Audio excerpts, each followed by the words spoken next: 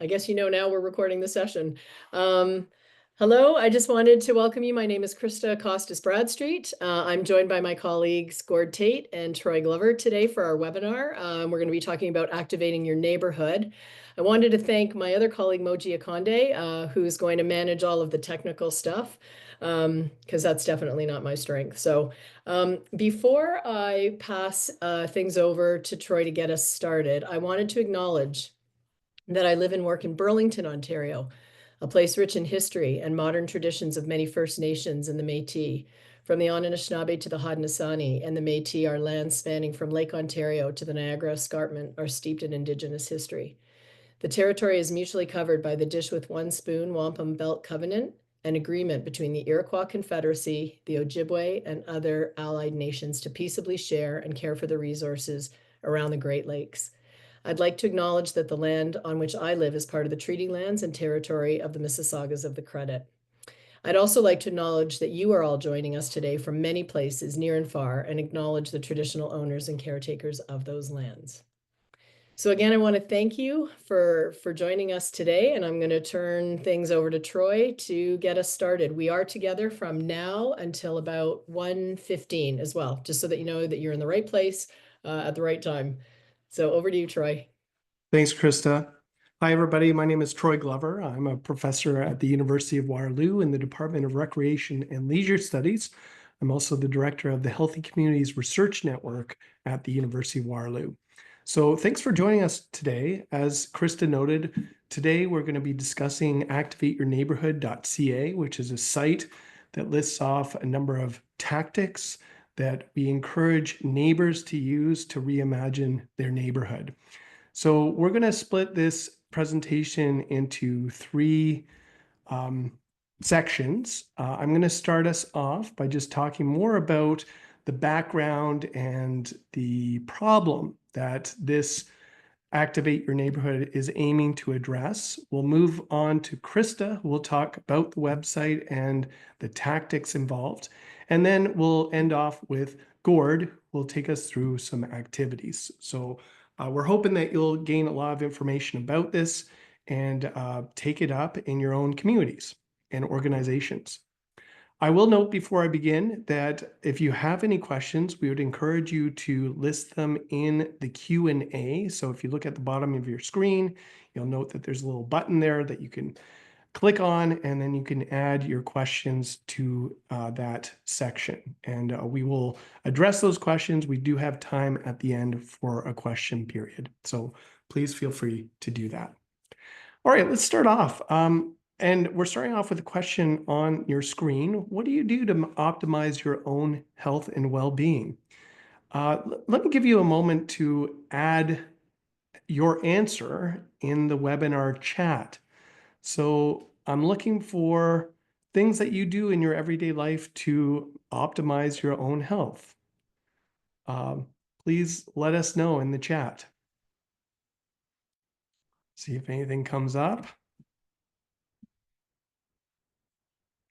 It's completely anonymous, so feel free to list things that you do. Or if you wish, you're welcome to come on screen and let us know.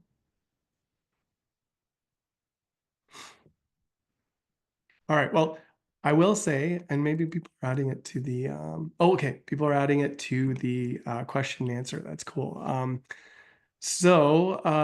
and somebody mentioned the chat is disabled, so thank you for mentioning that. Somebody mentioned reading. Another person mentioned exercising. These are clearly things that we do to benefit our health and well-being. To be sure, I think that it's common for people to think about their physical health, engaging in physical activity. It's common for us to think about our nutrition. It's these sorts of things, addressing our mental health, maybe by taking time to ourselves. These are all really important things that we can do. Move on to the next slide, please. Interestingly, when it comes to our health and well-being, I think it's very common for many of us to take for granted the importance of our social health. That is, connecting with other people in our lives. And interestingly, if you check out a recent book called The Good Life by Waldinger and Schultz, Waldinger and Schultz are two Harvard professors who have been overseeing the longest study of adult development in the world. It's the Harvard Adult Development Study. And in that, they've tracked a number of individuals over their lifespan to get a sense of what is optimal in terms of our health and well-being. And what they determined was that ultimately, health and well-being, the best thing that we could do for our health and well-being is to cultivate warm relationships of all kinds. And again, I think that we intuitively know that our social health is important, that it's important to connect with other people, but I'm not sure that we appreciate the overwhelming evidence that is out there that underscores how important social connection is for our health and well-being. And in fact, currently, we're living through a crisis of social isolation and loneliness, where an enormous percentage of Canadians are experiencing loneliness and social isolation, which is having detrimental effects for their morbidity and their mortality. Next slide, please. In fact, if we look at the evidence, we can see from the most recent National Vital Signs report from the Canadian Community Foundations that 29% of Canadians note that they do not have any close friends in their community. Moreover, 8% of Canadians have no close family, and 12% have no close friends. Next slide, please. Statistics Canada recently also reported that 34.5% of Canadians feel lonely sometimes, while 13.1% feel lonely always or often. And combined, that's almost half of Canadians. Now, often when I present this idea that 13% of Canadians feel lonely always or often, sometimes people shrug and they don't think that's a big number. When we think about 41 million Canadians, that means that we're talking about over 4 million Canadians feel lonely always or often. That is a serious issue, a serious public health issue. And though we have been lagging in Canada in terms of identifying this as a major issue, it quite clearly is something that is impacting Canadians and their health and well-being. Next slide, please. In fact, if you look at the leading researcher in the world on the topic of social isolation and loneliness, that's Julianne Holt-Lundstad from Brigham Young University in the US.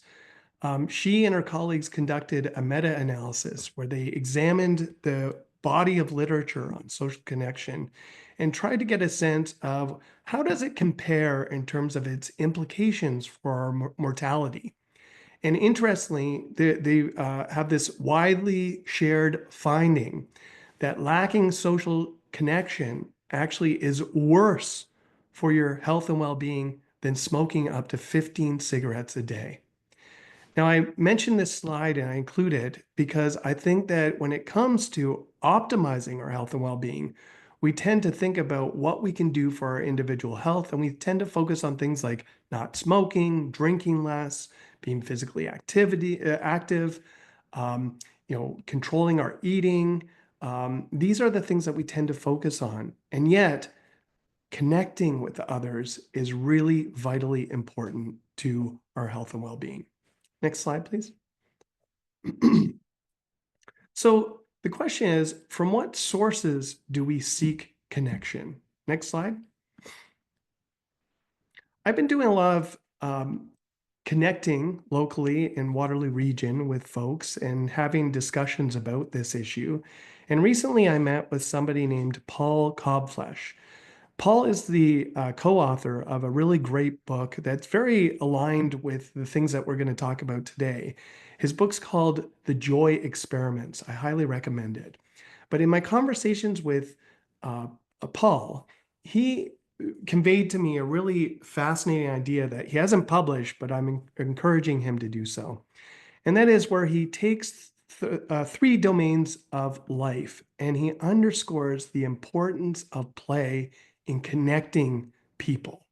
So if you think about it, next slide, when it comes to the domain of live in our lives, um, if we think about the contemporary moment, with affordability issues, it's resulted in a very different living circumstances for a number of Canadians across the country. Whereas in the past, we might have looked to our living circumstances for that opportunity to connect with our loved ones and other people who are important in our lives. The fact that people are more transitory in terms of their living arrangements, that means that cities and communities will continually struggle to offer an appealing definition of live for future citizens. It's less stable. Next slide, please. Paul also has noted that the as work, the dynamics of work change, and we start to work more in hybrid situations or remote work, it means that work becomes less of a determining factor in how people choose the city in which they live. You can live anywhere. And it also has implications for the connections that we've made in our workplaces. If we're not there, we tend not to build those relationships that we have in the past. And often that means that we feel a little more detached from that workplace and more willing to move elsewhere. Next slide. So that brings us to play. Whereas in the past, play as a domain of life was seen as perhaps more trivial to the others. Paul's making the argument that it now represents a really important strategic opportunity to shift to a more connected society. If we're going to connect with others, then we need to place more emphasis on play. Next slide, please.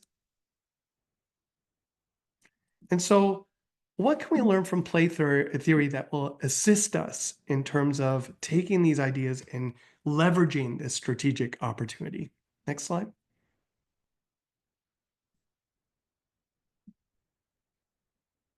Well, we can look to different play theorists. Sicart was an academic who wrote a book called Play Matters.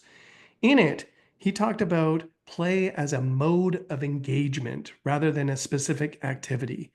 He mentioned that it is contextual, appropriative, disruptive, and expressive. And his key concept in his book was that communities ought to encourage playful interactions. It should be noted that a lot of play theory focuses on kids, and very little research actually focuses on adults. But we need to think across the lifespan and engaging all people in different generational cohorts, not only themselves, but with other cohorts, interacting with other cohorts, that we need to encourage those playful interactions among them. And so, in this sense, play should be woven into daily life, not just confined to spaces that are determined for play. Next slide. And then Johann Huizinga is actually one of the most famous play theorists who wrote a book called Play as the Foundation of Culture. The key concept that he highlighted that I would like to highlight today too is his idea of something that he called the magic circle. And this is where play exists in a special separate space. It could be physical or conceptual, where different rules apply. So, he talked about things like sports fields and theaters and games, but I think there's an opportunity for us to start to think about how we can inject play into different spaces, everyday spaces that we encounter in our everyday experience. Next slide. And so ultimately, Huizinga's idea about the magic circle introduces the challenge that communities with high play potential need to create magic circles where people momentarily step out of ordinary life into play. Next slide. And so this is no surprise in terms of the importance of places where people can play, and not just play, but play being a way for people to connect with one another.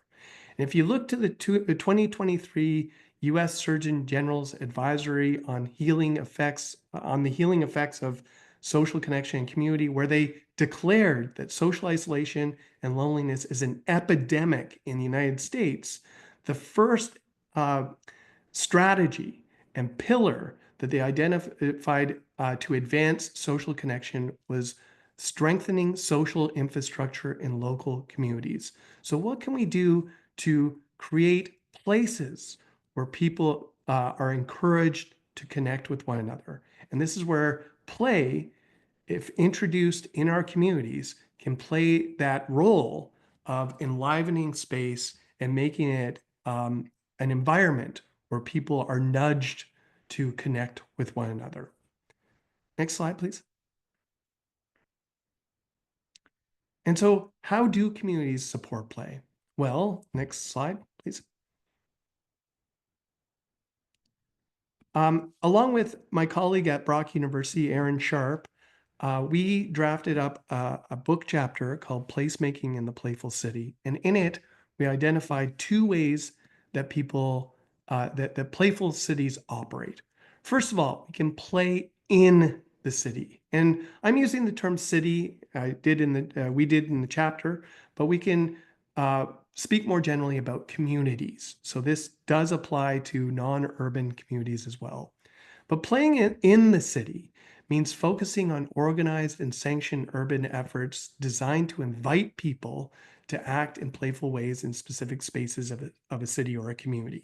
So this is, not surprisingly, where we get into structured programming, often provided by our Parks and Recreation Department or other organizations that are trying to organize play experiences from top down. And by contrast, we can also play with the city. And here we're focusing on inhabitant-led action that plays with the rules of the community, including how spaces are defined and bound. And this very much is encouraging people to take it upon themselves to inject play into their communities without necessarily having to ask permission. So very much a bottom-up approach. Next slide.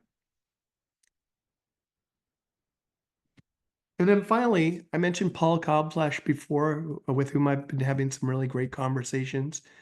Upon reading the chapter I cited before, he introduced this third idea, which I think is quite interesting, not just playing in the community and playing with the community, but we can also play as a community. And this is where this occurs when inhabitants engage in shared, spontaneous, and emotionally resonant interactions that generate a collective sense of belonging and purpose.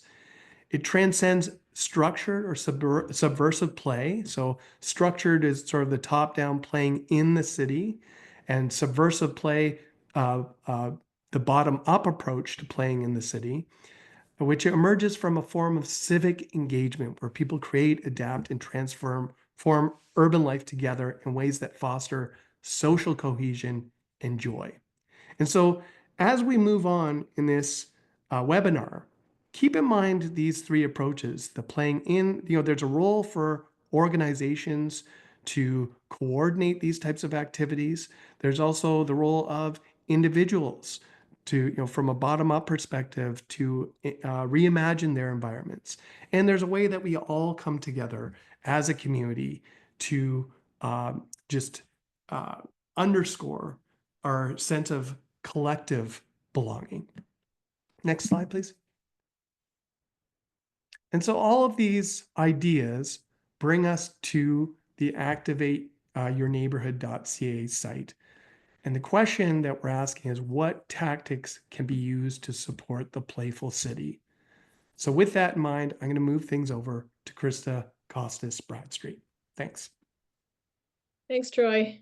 Hi, everyone again. So again, yes, Christa Costas-Bradstreet. I'm a physical activity sport recreation consultant. I've worked in the sector for over 30 years. When I started this project, I was the Director of Partnerships with the Canadian Parks and Recreation Association. And now I retired, then unretired, and I'm now working as the Executive Director of the Active Living Alliance for Canadians with a Disability. But I'm still really thrilled to be involved with this Activate Your Neighborhood project with both Troy and Gord. We actually have just had a 1-year pilot project in Nova Scotia. Actually, I think it's been more than a year. It seems like it's been 10 years. So anyway, we love this resource. I'm really excited to be able to share it with you today. I've put in the chat the website. I'm going to walk you through it, but if you want to see it live, I did put it in there. And I did want to acknowledge as well that there are a couple of questions, Troy, in the Q&A from Andrew that you might want to just take a look at. Give you a chance to take a look at that, and then we will come back to them, and I think in the chat as well. So keep your questions coming. We will come back to them. So Activate Your Neighborhood is a resource that I actually received funding for from Public Health Agency of Canada. I think the funding came in around 2019, and you know where this is leading. We started off with the notion that we were going to look at the community as a whole, look at what other policies existed and how we make communities more active. And then COVID hit and nobody was going really into the community, but what they were doing is staying in their neighborhoods. And so with 1 year in, I completely shifted the focus of the project. And so to activate your neighborhood with a focus being neighborhood. So next slide, please, Moji. The idea then behind Activate Your Neighborhood, our goal was really to increase physical activity and social connectedness, as Troy's just outlined, by having neighbors rethink, repurpose, and expand their imaginations about their neighborhoods, what opportunities they offered. So next slide. The idea is that we wanted to create a resource that increases knowledge and builds the skills of neighbors to recognize the opportunities and assets that already exist. Our neighborhoods, no matter what they look like, already have some cool opportunities for us to be active and to socialize with other people. We wanted to build a resource that identified strategies that neighbors could use to plan and implement neighborhood placemaking, and then consider the different neighbors and the neighborhoods in which we live. Next slide, please. So you've heard us say a couple of times, use the term tactical and placemaking and so on. So I just wanted to clarify or define these for you. So what are we talking about when we talk tactical? The term has been most known as tactical urbanism, but because we don't all live in urban areas, we took some liberties and called it tactical placemaking, which really refers to low-cost, deliberate grassroots initiatives to temporarily alter the built environment to improve local neighborhoods and public gathering places. Sometimes the temporary alterations can actually lead to permanent changes. Sometimes that's a great thing. In other cases, having things just there for a short amount of time sparks people's imaginations and keeps their interest.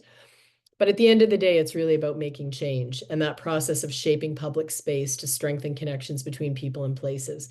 I think the key thing for us here is that anybody can be a neighborhood placemaker. And Troy alluded to it earlier, that sometimes we rely on our parks and recreation departments and so on to build these activities for us, when in fact, anybody who lives in a neighborhood can be a placemaker. Before I'm going to get to some of the tactics, and you'll see some of this, but this picture I just wanted to let you know was taken in Reykjavik when I was there a few years ago in Iceland, and it was really cool. They've done a lot of their streets like this with these whether it's in used paint or chalk or whatever, but I can say that in finding this and then kind of hanging out in this space for a little bit, I don't think there was one person who came to this area who looked at this this painted track and didn't either run or walk on the track. So it really did accomplish, I think, what they had set out to do simply by painting the street. So next slide.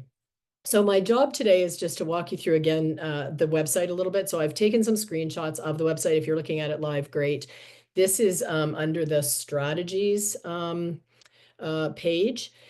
And so what we're trying to do here is have people look at their neighborhoods through a number of different lenses. You'll see 6 that are outlined here. So urban, rural, and remote. Again, we don't all live in urban spaces. So we've tried to make sure that there are some activities and ideas that can also be used in rural spaces and remote spaces.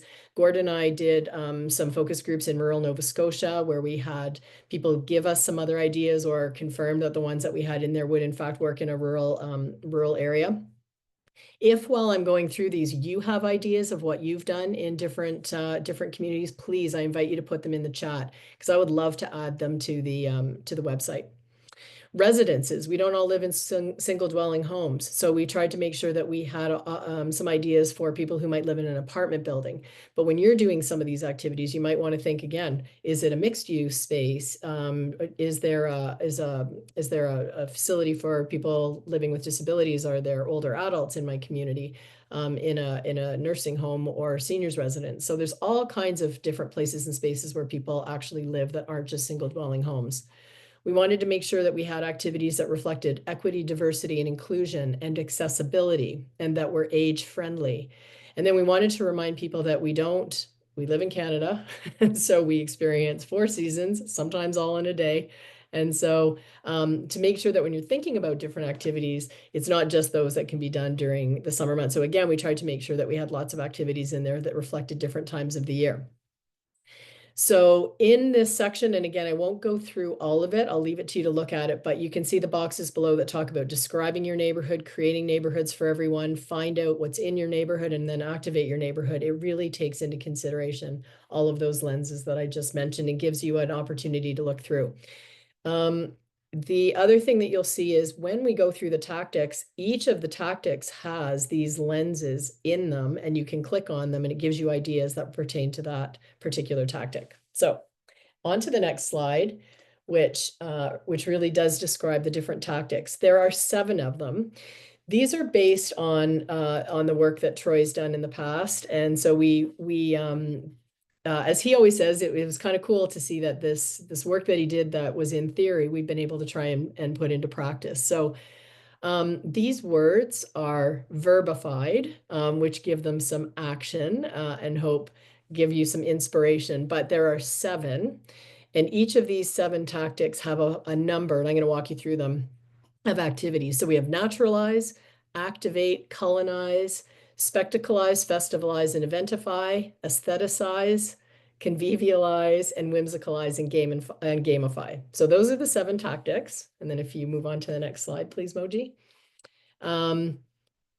You'll see that what we've done for each of them, for each of the activities under these 7, you'll see the first one on the left, that's yarn bombing, one of my favorite activities. You'll see the 3 little icons that indicate the kind of activity it is. So the little green one is a single person, which means that you as an individual can just walk out your front door or go down your stairs in your apartment building or wherever you might be, and be active or socially connect with people in your neighborhood, something that you just have control over, you can go out and do anytime. Very simple. The second one is something that you as a neighbor might do for your other neighbors. So you might put some games out onto your front yard. So you might have a big giant Jenga that you put out in your front yard that your neighbors can come over and use anytime. Put a badminton court out on the front yard instead of the backyard or an ice rink. And then the third one is something that are activities that are probably going to require more coordination and more person power. So you might want to be inviting your neighbors to help you plan an activity. And then the little box on the right that has another arrow pointing to a running shoe. Many of these activities are meant to be physically active. Again, this was all in support of the Common Vision, Canada's physical activity strategy. And so many of them are active, but not all. So we wanted to make sure that every activity, if it wasn't already active, that we put some ideas as to how to make it more active. So that's what that last little icon is there to show you. Next slide, please.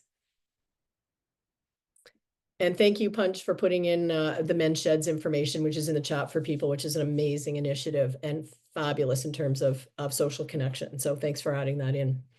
So naturalize is, again, the first one. Next slide, which is really talking about beautifying spaces with plants or flowers, just to make them more appealing and to have people want to spend time there. when you look at some of these ideas, I wouldn't say that they're all rocket science. Some of them you may look at and go, yeah, I know about community gardens. We've been hearing about it forever. That's fine.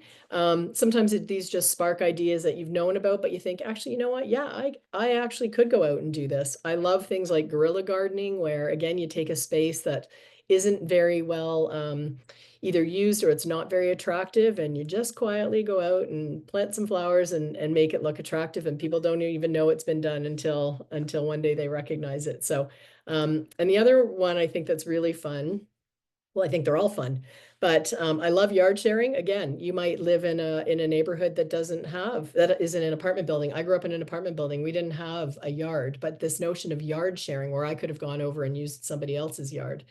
And then Parking Day, which is a real activity, every September 26th, I believe. It's internationally recognized. It encourages people to go to a city where you might have parking spaces in your downtown area. You put your money in the meter, you unroll your AstroTurf or whatever else you might have, and decorate the space and hang out in that space. Something that Gord and I had heard was, well, what if people in the downtown area don't want you to do this because they're worried that it's taking up parking spaces? So one of the thoughts that came up was maybe businesses could actually sponsor this or encourage it and have people, come down and see who can create the most fun and interesting and creative space. It brings people downtown and ultimately perhaps into their shops and so on. Next slide. I think the next one in terms of Activate is yes. I just wanted to add, for each of the 7 tactics that we go through, like I said, there's a number of beautiful pictures, and sometimes there's some before and after shots, and then just some ideas that are sort of more built out. But every one of the sections also has these quick tips and ideas that you can just look through. And again, if you've got some things that you're doing and you want to put them into the chat, that'd be amazing, because I'll add them to these quick tips and ideas as we go. Next slide. So the next one is on Activate. And again, I think it's fairly self-explanatory, where it's taking physical activity opportunities or visual displays to demonstrate how people can be more active. And so some of the ideas, again, this one on the very left upper where it says 1 and 2, and it's a workout using park space. This is something that would have the little icon of just the one person who could you might be going out for a walk and you see a park swings, whatever it may be, and you add and embellish to your own little walk and workout. Again, taking your ice rink and putting it in the front yard instead of the backyard, or your lawn games. Lots of people are familiar with the little libraries. This is the same idea, but sport lending libraries and so on. So again, pumpkin walk is just, again, self-explanatory, but after Halloween, making sure that the pumpkins still are put to use, and finding a public space and decorating pumpkins and putting them out that people can come and walk and see. Next slide. So the next slide is looking at the third tactic, which is colonize. And here we're talking about incorporating food, my favorite thing, particularly its preparation, distribution, and consumption into neighborhood spaces. So again, some of these you already, I'm sure, are quite familiar with: street barbecues, picnics in the park. I love the mobile produce market. This is quite an elaborate looking mobile market, but this could be you and your kids, or just you with a wagon and sharing some food with neighbors. The lemonade stand, yes, again, not new. But when you click on all of these activities, or when you go to them, there are a number of other resources that you can find. So it's not just these, there's a pile of other resources on the website that you can go to. And the one associated with lemonade is just even how we teach our kids to be entrepreneurial. So driveway lunch happened during COVID. This is my house. It's really called Rum and Eggnog, but for the purposes of the guide, it's driveway lunch, where everybody just gathered and we had lunch outside on Christmas Day. And then I love Republic of Neighbors, where people just come and they bring a table, or if it's your house, you put your table outside on the street and people can come and bring a chair and some food, and you're eating together. There used to be a great ad on television, I think it was President's Choice, that had somebody came up off an elevator and they were all sitting in the hallway with tables set up, and I love it. So just that notion of eating together. The next one is around spectacleize, festivalize, and eventify. Those used to be split up, but we put them together because they sort of had the same sort of the same feel to them. So again, this is around using featured entertainment to attract people to neighborhood spaces and then organizing public gatherings to bring a festive atmosphere to those spaces. So again, street concerts, porch festivals, which I love. I'd do it if I had any talent, but I don't. So I got to stick to rum and eggnog. Where you have, again, block parties and street play and then pop-up cinemas. Again, these may look like they're not very active, but just people walking and getting to these spaces and places makes them a bit active. And then if there's dancing and so on, so you can make them as active as you want, or again, completely be looking this as an opportunity for people to connect. Next slide. So the next one looks at, to remember, aestheticize. Again, I think this is a really fun one. You saw yarn bombing in one of the first slides that we showed. So this is, again, people just taking yarn and creating artwork out on their front yard or anywhere on the street. And I actually was in Kensington Market a few weeks ago in Toronto. Troy and I were down doing a session with some other, with Dialogue Architects. And we were exploring the area of Kensington Market, and didn't we come upon this park that had all these trees that were yarn bombed? So, when we started this project, I'm like, do you think people will really do any of these things? And in fact, people really do these things. Art Fences is in Squamish, BC, which is where this picture was taken. Fairy trails, again, building these little cute things on the sides of trees. And this was actually a project that was taken and done in one of our Nova Scotia communities. And then again, chalk, whether it's rain activated stencils or chalk, simple, very cheap. None of these are meant to be, well, there's all ranges of prices, but some are meant to be very, very cheap. Next slide. The sixth one is convivialize. And so that's really, I think, the essence of some of this discussion we're having around social connection, which is providing features that give neighbors the cue to gather and sit or stand and socialize in neighborhood spaces. So again, chair bombing, bringing your chairs, putting them out in a public space on your front yard. There's an activity in there called the turquoise table, where somebody painted their picnic bench, bright turquoise, and sat out there until people came by and sat with her. And eventually it became that they just came and she didn't even have to be out there, but it was a space they knew they could meet their neighbors and talk. Having a front yard fire pit instead of in the backyard, creating your own streets and parklets. And then this prompt board that I'm not sure if you can see it too well, but says before I die, and people just come along and write what they'd like to do. And I'm not sure where we got this picture, but I actually saw this in Charlottetown, PEI, when I was there a few years ago.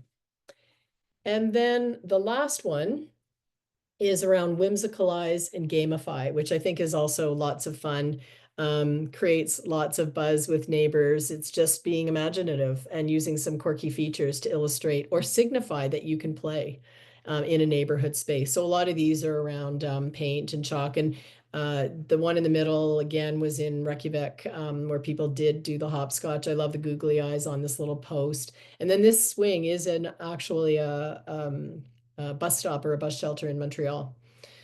So that's, again, these are just a sort of an idea of some of these activities that exist in the guide. Couple other features of the guide, just so that you'll know, next slide, that you'll know about, is there's a couple of other sections. This tools section has about 6, I think there are, sections that you can look at, how to go from ideation to creation. So if you don't know where to start, in terms of thinking about how to activate your neighborhood, there's some great ideas. Deconstruction and reconstruction is about this notion that you might look at an activity and go, yeah, that's nice, but I don't think I can do it in my space or my community or whatever the case may be. And in fact, what it does is sort of explain, it gives you 3 examples of how you take what is the main idea here, and then how do you work that in a way that'll work in your neighborhood. We've lost the ability, I think, to talk to strangers. We've been told for so long not to do that. So there's a little section on how to do that. The role of community leaders. Community leaders, although this guide was initially meant for, and is still meant for, neighbors, to be a grassroots up kind of initiative, we know that community leaders play a really important role in either getting this into the hands of different folks or helping to provide the impetus to do some different things. So there's a section there. And then finally, some case studies that people can look at as well as to what other things that have happened. And then the last section is on resources. And again, there's a number of different resources. You click on the links and there's lots of ideas in there. And Punch, I'm going to add men's sheds to the resource section. So I'll do that after this. So that's it for me. And I'm going to now turn it over to Gord, and he's going to walk you through some fun ways to look at the guide in your own neighborhoods. All right, thank you, Krista. Thanks for being here today, everyone. I'm going to introduce myself properly in just a second, but first we want to get a bit of a sense of who's on the webinar with us today. So Moji actually has a quick poll. Moji, if you want to pull that up on the screen, please. And what I'd like you to do is just when that pops up on your screen, just click the button that best describes the sector that you're representing today. So you'll see recreation, health, academia, sport, government, other. Click one of those and then submit. And while you are navigating that and giving us your answers, I'm just going to carry on and kind of introduce my role here, which is to connect the toolkit, so the how of activating your neighborhood that Krista just outlined, and the philosophies or the why that Troy outlined for us, with the work and the roles that a lot of us take on in our daily work. So from my perspective, I'm an MPAL working for the municipality of Chester, which is a small rural municipality, about 11,000 people on the south shore of Nova Scotia. MPAL stands for Municipal Physical Activity Leader. It's actually a partnership with the province of Nova Scotia and municipalities here. There's a few dozen of us that work on promoting physical activity in our communities. So I always say that I figure my job is to lead, you've heard the old adage, you can lead a horse to water, but you can't make them drink. Well, my job is to lead the horses to water, to show them where the water is, make sure that it's accessible for them, and tell them that how tasty it is, and it's just the right temperature and all the benefits are there. But I always have to reconcile for myself that I can't always make the horses drink the water, the physical activity water, if you didn't get my metaphor. So because of that, I don't work in the programming side too much. I tend to work on the planning and the programming side of recreation. So I'm always thinking about how do I build things or construct or change systems to provide some of those opportunities for physical activity in our communities. And I'd say more specifically, I think of my work in kind of three buckets. So the first bucket is when I'm working in community, my job is to lead sometimes. So sometimes that means to step in and take over a project, not take over, but to make sure that the project progresses and the vision is fully formed. Another role that I have is to support. So I think of that as stepping with our community members, kind of hand in hand as we go through. And then kind of in between that lead and the support levels, a word I like is catalyze. So I think of that as stepping back. So maybe it's my role to initiate something to provide that spark, but then hand over the ownership and the leadership of that to a community partner or an individual or leaders in those communities, or for the purposes of the AYN guide, the neighbors that we're talking about here today. Moji, can you tell us? There we go. Thank you. So we got about half of us here today are from the recreation side, another 10% health, and then we've got some academics, sport folks, and government folks as well. Thank you very much. I'm curious who the others are. Maybe we'll get to that at the end of this. So as I go through the next little bit here, I want you to think about the roles that you hold in your communities. And think about if someone came to you with one of the projects that you see in the guide here, what are some of the likely answers, or I should say, if someone came to you, or if you went to a partnering agency and asked to initiate one of these projects, what are some of the answers you might expect to receive from that agency? We do have, I've been watching this, we do have the chat box available for folks now. If at any time you want to throw a thought in there, if I ask you a question, please put it in there. So my question is, what are those likely responses? And I'll answer my own question to move us along here. But I think that one would be, yeah, we like that idea, but we'll do it. You won't do it. Another one might be, no, we're not going to do that, and neither will you. Maybe it doesn't fit with a bylaw or whatever it might be. And a third possibility would be, yeah, maybe, and we'll get back to you. So those are some common responses. They're not the only ones, but there's some common responses. And why I like the approach of the toolkit is that I think it's trying to address a really important social dynamic that we're trying to overcome. Emoji, if you just want to jump ahead there. And I think that social dynamic can be illustrated with this slide on your screen, which is from the Dr. Seuss book, Oh, the Places You'll Go. Some of you might be familiar with this. I'll read this very quickly for you. But this is the waiting place for people just waiting for a train to go, or a bus to come, or a plane to go, or the mail to come, or the rain to go, or the phone to ring, or the snow to snow, or waiting around for a yes or no, or waiting for their hair to grow. Everyone is just waiting for the fish to bite, or waiting for the wind to fly a kite, or waiting around for a Friday night, or waiting perhaps for their Uncle Jake, or a pot to boil, or a bed or break, or a string of pearls, or a pair of pants, or a wig with curls, or another chance. Everyone is just waiting.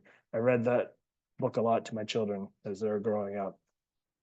So what we're trying to do with this toolkit is break us out of this waiting place. And I realize this is one perspective, but I think I do notice this sometimes where there's kind of this learned dependency, especially because I work in government, that we've kind of created this paradigm where, because it's a service-centered paradigm, folks are kind of waiting for us to take on those projects that we've highlighted in the toolkit.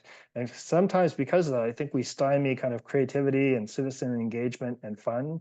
And this is trying to re-inject some of those things and getting back to some of those motivations around play that Troy was talking about as well. So the toolkit, in my mind, at least, exemplifies how all of us as agents of organizations or governments or neighbors themselves, should be acting and working together to shape the neighborhoods. So that brings me to the question, and again, I invite you to throw some thoughts in the chat box there, but what do neighbors need to take on some of these projects that Christa illustrated for us? So if you have a thought, please throw it in there, but I'll throw in a couple of my thoughts. I think one thing, or the first thing, is inspiration, and those sparks for those ideas. And again, that's what the toolkit is trying to do. Support, and we all have a role either as, again, leaders in our communities, as we have identified in the roles that we play, or leaders as neighbors as well. And then Terry Robley, thank you, I see you there. The third thing is permission. And the third thing I would offer is permission. So I see Sean has offered long-term engagement, not just one and done. And I would add to that, Sean, to say, because of that approach of not just one and done, you start to build trust, especially if you're successful at getting these things done. That doesn't mean they need to be grand, large-scale things, but building some of those little community projects, the neighborhood projects, starts to build that trust. Overcome loneliness. Thank you, Punch. I'll come back to that. I think I wanted to add that to the waiting place idea too. I was thinking about it as Troy was going through, and I think one of Punch's earlier notes as well. I think some of that dependency that I called it dependency, but sometimes maybe it's loneliness as well, and that's a function of why we don't see more of those people coming forward to initiate some of these things. So I lost the citation for this idea a number of years ago, but there was a researcher in Halifax that said to me once, we were doing some work on the South Shore here, that 25% of the people that live in my municipality or in my county self-identify as lonely. Now, 25% is a huge, huge number. So I'm getting a little bit off track here, but if I'm expecting 25% of my population who identify as lonely to then be these initiators of these projects, that's a whole other realm that I need to work in as well. So that's important. One of the reasons why it's important for us and the folks on this call to put ourselves out there sometimes, and sometimes vulnerable ways too, to help bring some of those folks to become fully engaged in the neighborhoods that we're trying to promote here. So capacity, I see money, small grants, funding, one person in their neighborhood to start, so that champion in our communities, and then rebuilding the sense of community post-COVID. So thank you everyone for those. The only thing I think I would add from the list that I have rattling around in my head is maybe that vision or that planning process as well. And sometimes that's just good conversations to be able to describe to each other and build upon those ideas that start to grow.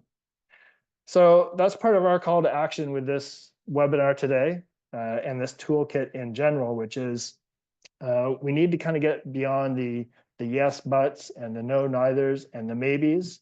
And hopefully we are all agents of getting to the yes and phase of community development. And it's an old improv uh, philosophy, I realize. But the yes and is kind of where we can be as leaders. How do we move these great ideas forward? And what we need from the neighbors is them to be the sparks in many cases, but we need to kind of be the receptive fans of those flames. So what I want to pivot to here now is I want to practice what we preach here a tiny bit. We've got a few examples to go through, and I want to tap into your creativity and your vision and illustrate the toolkit at work. We had thought we might do some breakout groups, so I'm just going to lead us through a few examples. Moji, if you could go to the next one here. So here's the task that I have for you. I'm going to go through 3 examples. The first one here, this is a streetscape in the north end of Halifax.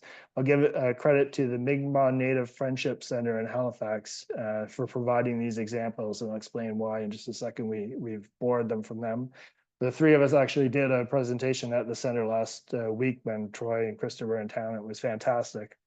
And we use these examples kind of in real time to illustrate the toolkit. So what I want you to do when you see these examples is I want you to think about 2 things.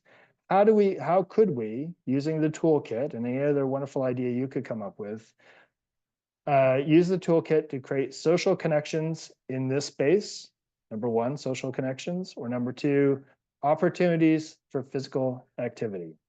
So I'm going to pause and be silent just for 10 seconds or so. And I'd love for you guys to start throwing some of those ideas in the chat box there. Social connections, opportunities for physical activity.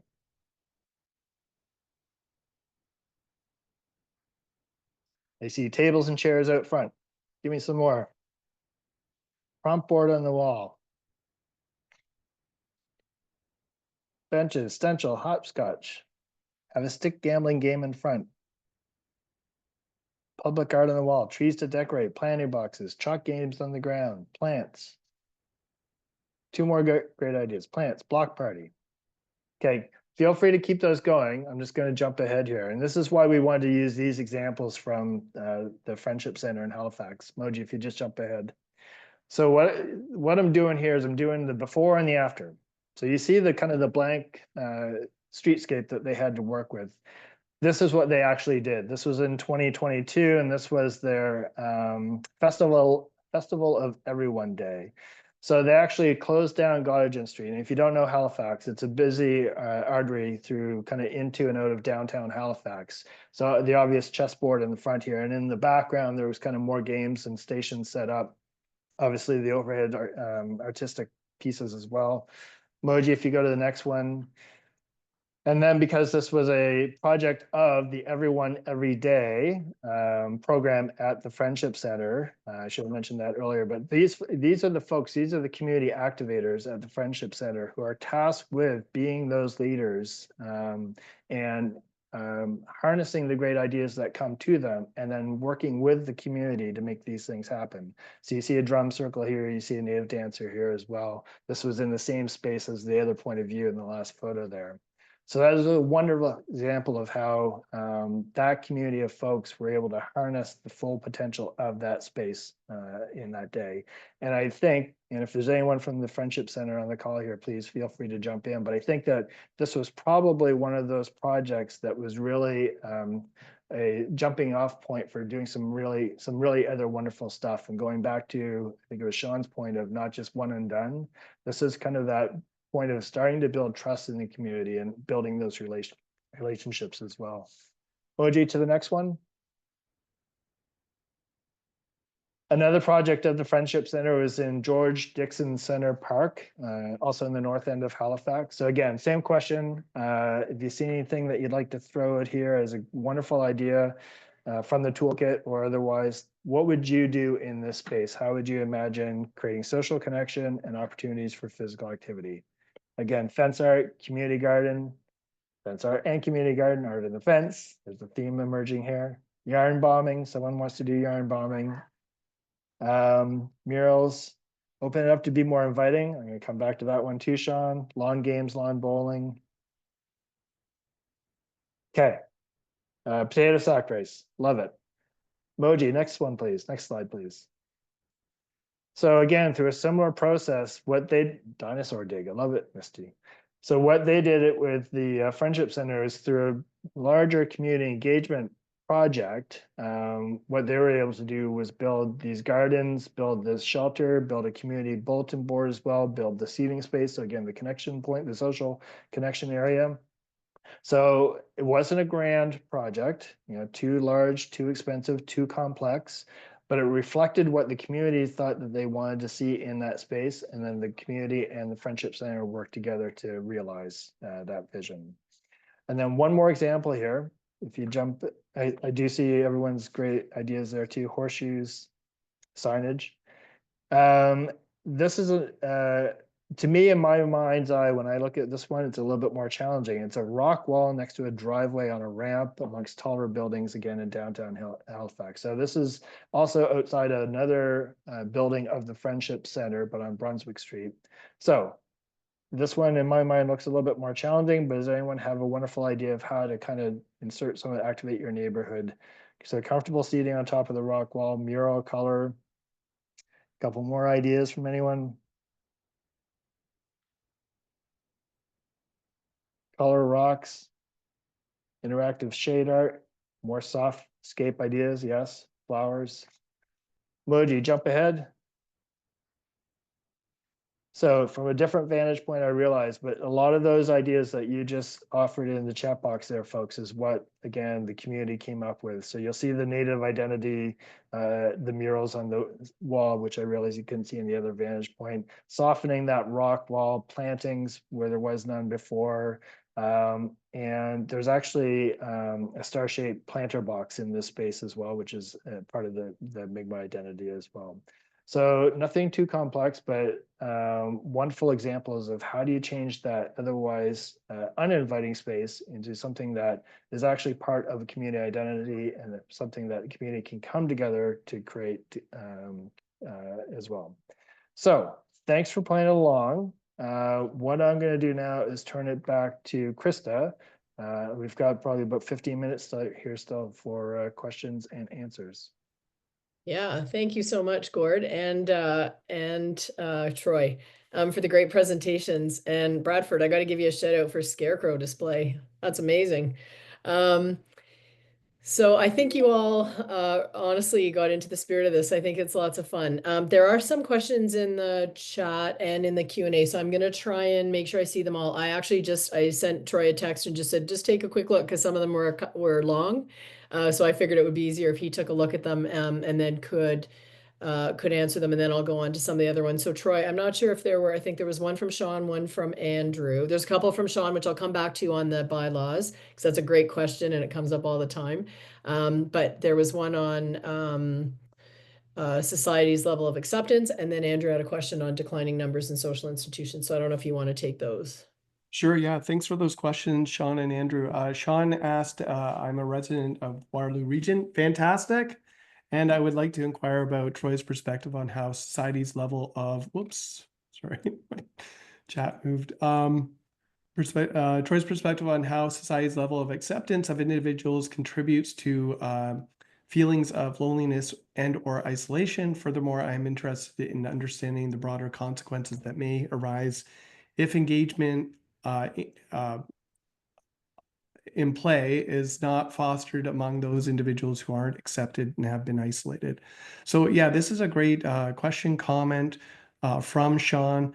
I think what we're proposing here is really, first of all, I think that what Sean has mentioned is really important to recognize that, people who are chronically lonely, it's always going to be a major challenge for any initiative to reach those individuals and inspire them to get involved. What we're proposing in terms of these tactics is really aimed at quite genuinely nudging people into encountering or interacting with others including strangers. And so, as we talk about these tactics, these are tactics that can be utilized to encourage interaction among people.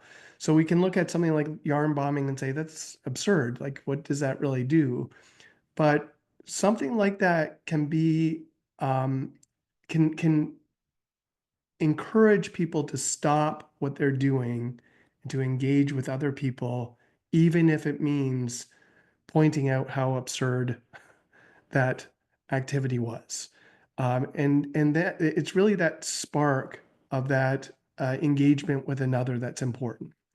When we're talking about loneliness, loneliness ultimately is a feeling that people have. It's a subjective perspective, which is really important in terms of people feeling that they are isolated. And, along with that feeling, it's actually a healthy feeling to experience because it tells us that we want and need to connect with others. So people who are lonely ultimately feel that way because they want to connect with others. If we can encourage ways that people will interact with strangers, then I think that we're not necessarily solving the problem, but we're helping in that regard. So I take Sean's point that it's particularly challenging to engage people who may feel chronically lonely, but we need to be as inclusive as we possibly can when it comes to these things. I hope that's a good way of responding.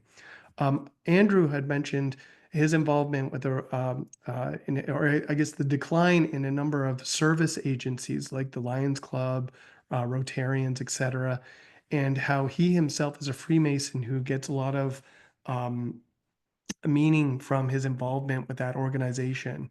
And so he asks, why should people find something that gives them joy / fulfillment? Well, I think that we learned this during the pandemic. Whoa. We learned this during the pandemic that we need to experience, if we want to advance our own health and happiness, that we need to find things that bring us joy or fulfillment. And I think recreation, I think play, I think leisure, these sorts of things really can do that. And so, whereas in the past, I think it was easy to trivialize those types of experiences, I think the pandemic really showed us that those were just important dimensions of our lives to pursue. So, in terms of persuading others, I think even just to remind them what their experience was like during the pandemic and how important it was to engage in these types of activities. And so, bringing it back to the toolkit that we shared, the tactical guide, I think that ultimately what we're trying to do is inject some joy into our environment to spread that joy by enabling people to engage in these types of activities. Again, I hope that gives you some response, Andrew, to your question. So I'll open up to the others, Gord and Christa, to see if they have any other additions to my responses or to take it to the next question. Yeah, I just wanted to throw in and add to your response to Andrew as well. When we did the session in Halifax last week, we were approached by a coach from a youth soccer association. And that was one of the reasons I wanted to see who was in the webinar today, if there was folks from sports associations. And I was surprised to see him there. I had never met him before, but I was surprised because the perspective he brought and why he was interested in the toolkit was because he wanted to change the narrative of the way that he and his association interact with their community, where they're located, and the population of the folks who are in their association as well. So he was looking at the toolkit to inject joy, fun, excitement, and just change the terms of their interaction. So it's not quite what you're asking, Andrew, I realize, but I think it's an interesting way for different organizations and agencies to think about how do you take some of these concepts, the why, again, that Troy laid out, and the how that Christa laid out, and use them to change the way that you relate in your communities.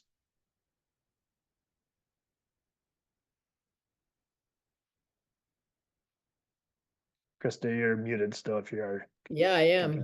Oh my gosh. How many Zoom calls have we all been on? Like about 1 million, and I still can't remember. I hope I don't miss anybody's comments. And so Sean and a couple of other people asked the question around bylaws in neighborhoods. and liability and all of those kinds of things and so on. So I'll make a couple comments and then turn it over again to Gordon Troy. There is actually a little section we do deal with I think the notion of bylaws and stuff in the tactical guide. There's a little section in there. Not to be cheeky, I guess, but in some ways, what the approach that we've taken, and I think that is common around this notion of tactical urbanism, is this philosophy of ask forgiveness, not permission. I can't even believe that didn't roll off my tongue. So, so again, not to be flippant and not to certainly say that we have to consider safety and all of those kinds of things. Sometimes that is what this whole notion of tactical urbanism is trying to promote, is sometimes we just have to take things into our own hands. And if we recognize that there's changes that have to be made, and maybe we've gone in a way that's we've tried to make change in other ways and things aren't happening. Sometimes taking things into our own hands and putting things in motion and in play is what's needed to get the attention of those who might be the ones making the decisions and who are saying, as Gord says, the no, you're not going to do that, or we're not going to do that, and neither are you. We did a presentation in Alberta at the Alberta Rec and Parks Association. I think I've been there twice, talking about Activate Your Neighborhood. And they always have city councilors there and other decision makers in the room. And the city councilors, a couple of them stood up and said, you know what? This may go against the grain. This might be a little bit edgy for some people, but we need citizens to do this. We can't do it. We, as the politicians, decision makers, city councilors, we can't do some of this. But if you do it, it gives us also the permission to take this back to our councils and the people that we report to make the case for why some of these things we'd like to implement. So, I was kind of encouraged by that, because when the first person stood up and said, I'm from a city, I'm like, uh-oh, I'm about to get fired. But in fact, they were the ones saying, no, this approach is what we need from the citizens in our community. So, and in fact, I've actually seen quite a few in my own neighborhood or around ice rinks in front yards. So I don't know if it's happening. And we're definitely not saying that there may not be an opportunity for you to go and see about having what the bylaw is and how it could be changed. So, I think there's definitely process, but again, this does have a little bit of that ask forgiveness, not permission kind of vibe to it. So Gordon, Troy, I don't Yeah, Chris, if I could just add too, I just want to acknowledge what Kirby mentioned in the webinar chat, that it's important to recognize that it's easy for me as a white middle-aged male to start tinkering with my sidewalk or the street, and it's important to appreciate that some populations may have there may be more resistance from authorities for those populations to do that. So I really take his point seriously, and I think that we need to acknowledge that. But the more that we can encourage people to reimagine their spaces, I think that's what we're trying to inspire, is that there are so many ways that people can reimagine their spaces to make them more conducive to social interaction. But that caution is important. I'll just throw in, I think, I don't work in the bylaw world here, but I do work in municipal government. I think our bylaws are probably more permissive, less prohibitive than you actually might think. So ask the questions and then work within what you're able to do. Because as Troy just pointed out, there's so many options, so many fantastic ideas. Going back to the deconstruct and reconstruct, don't get stymied by one idea that you absolutely have to execute. Be creative and work around the systems that you find yourselves in. Yeah, that's a great point. I think a couple people asked about that in the risk management piece, so hopefully we answered that. There were a couple questions about can we send out the slides in the recording? Yes, we can. No problem at all. Somebody asked about communities that had lots of older adults and who may need a little bit more encouragement to get engaged. So maybe Gord, I'll start with you and see, you have lots of experience at the local level. Any thoughts in terms of working with older adults? And I think Moji's going to add something too, but you go ahead. Well, The first thought that comes to mind is I used the toolkit last year in a rural community here as kind of the format for a conversation about, yes, the toolkit, what cool ideas could we do from the toolkit, but how the conversation actually went, and this was a group of seniors, was I used it as a platform for talking about what has been successful in the past in that community, because they've done good stuff. So I didn't try to overlay a bunch of new ideas and make them change their ways. I used it as a reflective tool to think about how have you done wonderful stuff and what has been the impact of that wonderful stuff that you've already done. So that'd be my quick little answer to that is using this as a workaround to tap into people's sense of community pride. And one thing I think I've learned about seniors specifically is a real strong sense of wanting to contribute. That's one thing that they've found that they have lost since they no longer work, the grandkids are not as close by and all those things. But they've retained this sense of contribution, which overcomes loneliness, etc. So my only little insight to that question is build on the successes of the past and tap into people's sense of contribution, particularly with seniors. Mm-hmm. Also, sorry if this has been mentioned, I'm looking at two different screens for questions, but Andrew had also mentioned about in the city of St. Catharines having had experience with nudging people back to community with a phone-based program called Seniors Center Without Walls, and also part of the social prescribing program. So lots of good ideas, or another idea of how to get older adults and anybody, I think, involved. We have a similar program here with the health center that we have. So it's just making me think to tie it back to the last question too. It's a good vehicle for recruiting people, seniors, into doing some of this wonderful stuff too, perhaps. Because it's not just a check-in, how you doing, it becomes an invitation. Here's what's happening and would you like to participate? Mm-hmm. I don't know if I see any other questions, but definitely some great comments as well. Punch notes that it's an opportunity to overcome cultural barriers. And thank you, Joe, for your quote in there. The future is not something we enter, the future is something we create. And creating that future requires civic courage, collective action, and an unwavering belief that change begins with us. So thank you for that. Sorry, so at the City of Richmond, we would like to add the tactics and tools as part of our neighborhood block party grant program and how to play a block party guide to help spark our community with their applications to host block parties. That's amazing. Thank you for that. I think somebody did ask as well, I may have skimmed by it, around grants. I know there are, yes, sorry, I'm looking at it over now in the Q&A section that about grants for initiatives. Many of these tend to be local. I know in the city of Burlington, through our Parks and Rec department, there is a whole play initiative, and you can apply for small grants. I want to say it's about $500.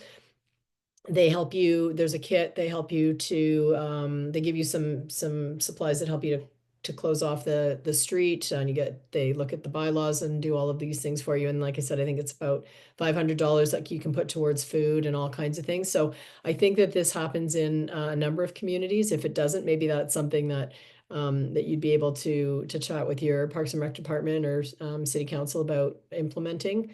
If you're looking for models, you could look to Park People, who has a Park Incubator grant program that I think is really helpful.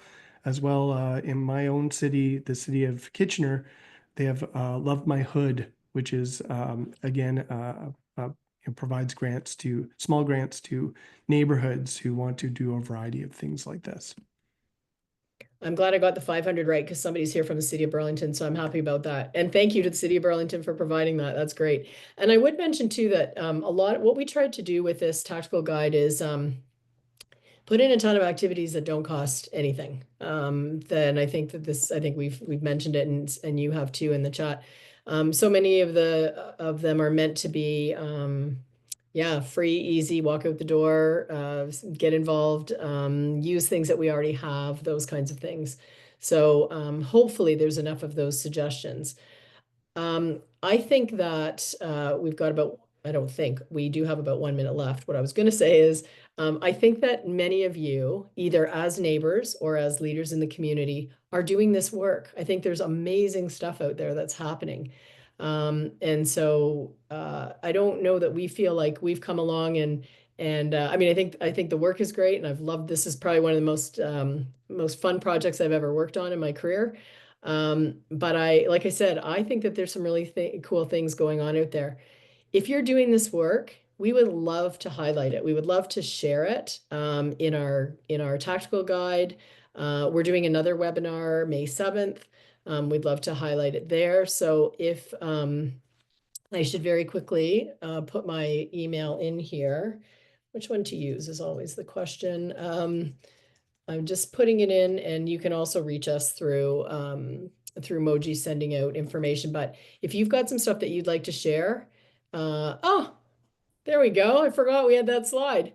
Please send us your information. It would be wonderful to, like I said, feature the information that feature, whether it's websites, resources, just ideas. I'd love to add it into the tactical guide. We want this guide to continue to be useful isn't the right word, but energizing and creative. We want to keep adding to it to make it user-friendly. If you've been on, we want you to always be able to find new ideas. So anything that you can help us to continue to build this would be amazing. At the very beginning, I did put the URL in there. Again, activateyourneighbourhood.ca. All of our emails are up there if you want to get in touch. And with that, I want to thank you for spending your time with us today. We really appreciate it. We thank you for your enthusiasm and your contribution in the chat. And as soon as we've got this all together, we'll send out the recording and the slides. And again, feel free to get in touch. Thank you again. It was great to be here with you today.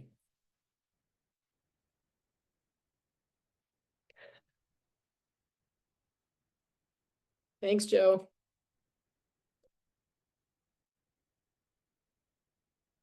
And I'll connect with you, Michelle, if you're still on the call.